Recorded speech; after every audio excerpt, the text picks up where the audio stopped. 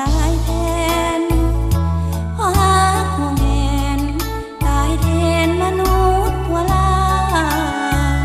ขอเพียงเสื้อจริงสิ่งเดียวพระคิดต้องการกับใจเมื่อท่านก้าวผ่าน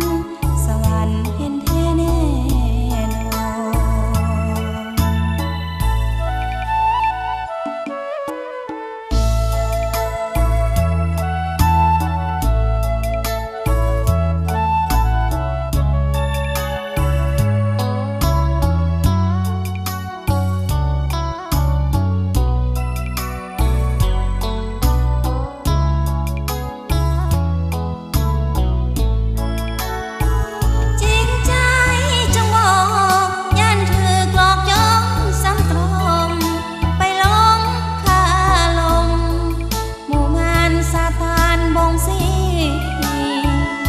อยากให้ได้เห็น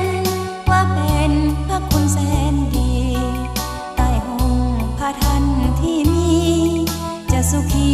จนสูง